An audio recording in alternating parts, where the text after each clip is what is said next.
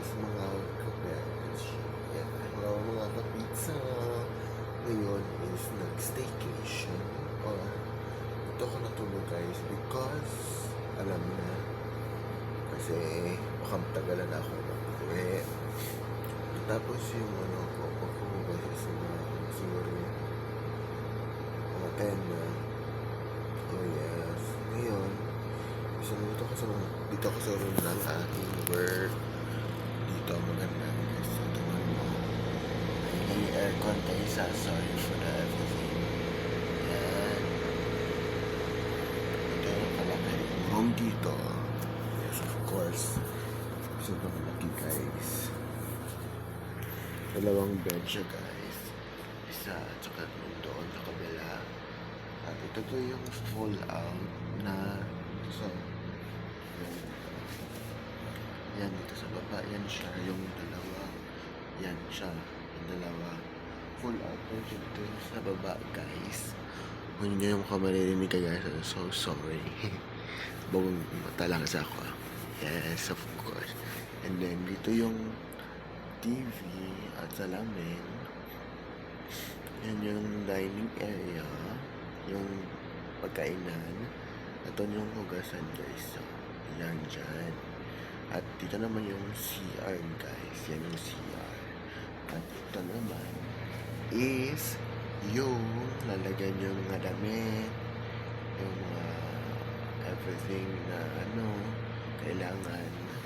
Then ngayon pupunta tayo sa kanya magandang CR dito guys. Kung gusto nyo mag-check-in dito guys, yes of course, sobrang ganda, affordable na iyong mababayaran. Yes of course, pupunta tayo and may ref din sila guys. May ibang rooms na walang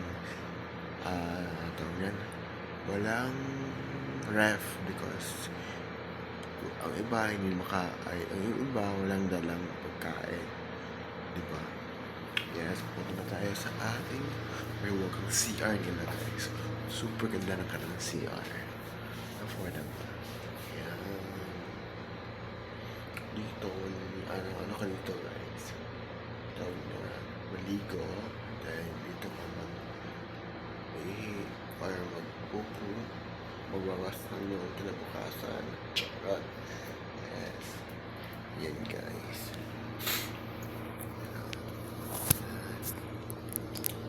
Malaki yan siya guys na room. Sakto kayo. 4, 5, 4. Yan. Pwede din kayo mag-ano guys. Extra bed. Kung gusto nyo. Yes, because 350 ang extra bed nila dito guys. Yes, 350 ang kailangan extra bed. Hindi ka affordable ka na mabili na tulog guys. So, ikaw na mag-isa. Ako ngayon, mag-isa ako dito natulog guys kasi pag-uwi ka pa ng matapos ka na lang magtrabaho 10 tapos matinay ka pa dun sa kanto ng jeep para sumakay ka. So, nagtatag na sa inyo mga 1 na or ganun. Dito ka na lang. Mag-stay ka na lang. Mag-isa. Diba? Ayan. Malaki na naman. May TV. May salamin. Diba? Thank you guys. Thank you mga ka-pizza for watching this video. Ngayon ako nakakabalik ng aking vlog because busy sa work, then hindi makapag-upload ng video. Ito, please watch this guys. At